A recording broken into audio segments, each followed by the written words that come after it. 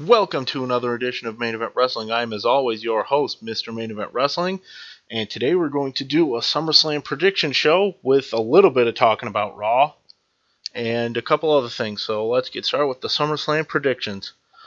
Dean Ambrose versus Seth Rollins in a lumberjack match. I don't particularly like the choice of stipulations. I would have rather had no stipulation, honestly, than a lumberjack match, because it really hinders what they can do. They can't do anything on the outside, and there's always the chance of the BS giant brawl breaking out result, but I don't think that's what's going to happen. I think Seth Rollins is going to get the win, and Dean Ambrose is going to keep wanting to get his hands on him, and it's going to lead to more matches, which I wouldn't be against this feud ending in Hell in a Cell in October.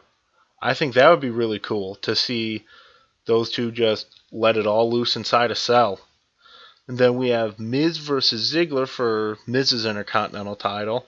And as much as I'd like to pick Dolph Ziggler, I'm picking the Miz because Dolph Ziggler is pretty much there to get Miz over as a heel, I think, because Dolph Ziggler, I don't think, has the faith of WWE brass, but I think they realize he's really popular, and it would be a good way for Miz to get over as a heel to maybe screw over the big popular babyface by getting a cheap victory with just somehow cheating to win. And then Roman Reigns versus Randy Orton, and Randy Orton had a good match with Sheamus tonight, and he had the spot and pop of the night when he hit the RKO out of midair on Sheamus, and Sheamus hadn't been around for a while because he had the flu, I think, and then he was in Ireland promoting something for WWE, maybe a future tour, I don't know. But I think Reigns is going to go over. I think that's what this feud is for. I think it's for Reigns to get over because Reigns is their future guy. Reigns is, at least as of this moment, my pick to win the Royal Rumble, but it's really early. We never know. And then AJ Lee versus Paige, and I'm picking AJ Lee to keep the title here in what should be a good match. Both these gals can work, and I like that the Divas are being in an important match on this pay-per-view and not just a throwaway bathroom break match. Then we've got Jack Swagger versus Rusev in a flag match, and Jack Swagger had a good match against Cesaro tonight. And Cesaro, why isn't Cesaro on the card? Cesaro's great. They seem to be high on him, and now they seem to not care. It's just one of those things. I still think he's going to be a star, but maybe not as quick as everyone thought. But I think Jack Swagger is going to win this match because it's a way to get Jack Swagger over with a win, but keep Rusev strong because he hasn't been pinned or made to submit yet, which is a win-win. And win-win means a money feud keeping going. I think, at least. And then we've got Brie Bella versus Stephanie, which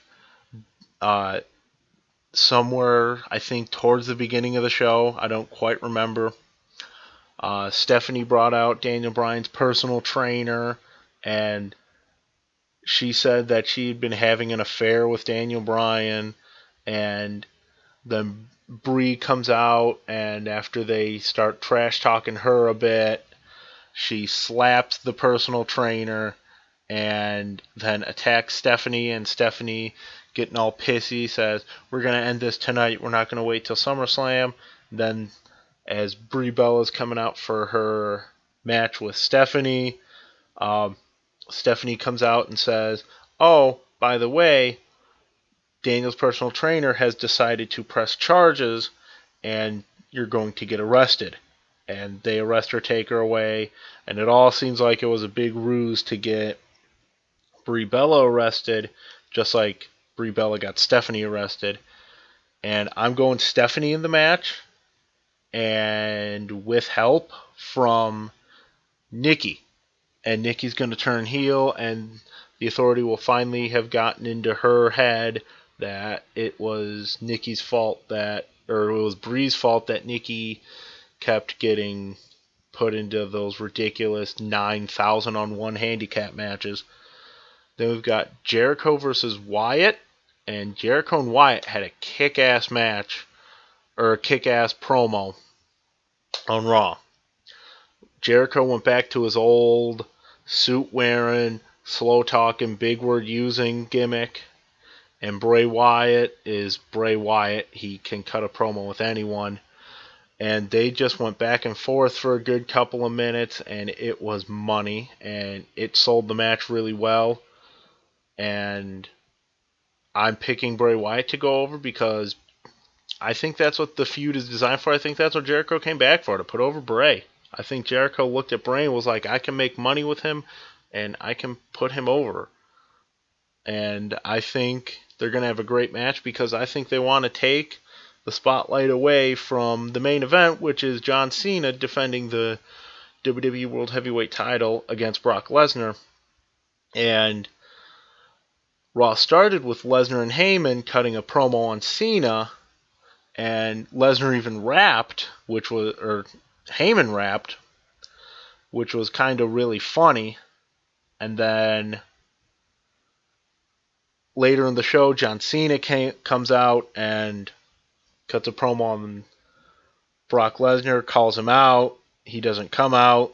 He's like, oh, you're just a big old pussy. And then main event segment, Hogan's birthday party, which was really cool. They had Paul Orndorff come out, which I don't remember the last time Paul Orndorff was on WWE TV.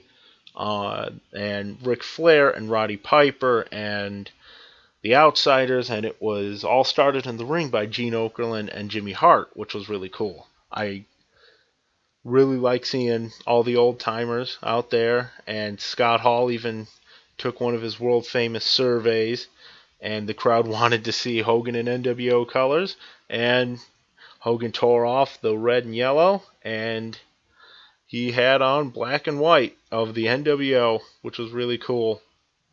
And then Lesnar comes out and gets in all their faces. And then Cena comes out to save the day. And like the good heels they are, Lesnar and Heyman retreat with smiles on their faces. And Lesnar's going to win at SummerSlam, which is what I've been saying from June. But all you Cena-hating smarks who freaked out when Cena won at Money in the Bank can't get it through your heads that there is a plan and that Cena wasn't going to be a long-term champion. It's just like you people don't have any foresight into what at least it looked like was going to happen, and it turns out it was true. But that's it for SummerSlam. I think SummerSlam is going to be really good. It's a really stacked card, and I think the only way it's a bad card is if every match bombs, and I don't think that's going to happen. And then on to a couple other things. Non-wrestling, one of my favorite actors, Robin Williams, died in an apparent suicide today. He always had personal demons, which is sad because he was so talented. I mean, Hook, Good Will Hunting, Dead Poets Society, Aladdin, Jumanji, and on and on and on of great performance. What Dreams May Come. If you've never seen that movie, watch that movie. It is an amazing movie. And just, he's going to be sorely missed in the world of comedy and film. And then back to wrestling news. Alberto Del Rio got released over the weekend. Apparently, some employee in the social media division said something kind of racist, and Del Rio slapped him pretty hard, and they released him. And I don't know. If the other guy gets released, then I get it, but if he doesn't, then I don't. And then Paul Heyman DVD came out last week, and I got it last weekend, and it was really good. The documentary portion was really good. The extras are really good. I haven't gotten to the Blu-ray extras because I got the Blu-ray version because I wanted all the content they used for it. And that's about it. Until next time, don't forget to like, comment, subscribe. Comment with your predictions. Where do you agree with me? Where do you disagree with me? Why do you agree with me? Why do you disagree with me? And share it with your friends who like wrestling. Help me broaden my audience. And until next time, I will see you all later.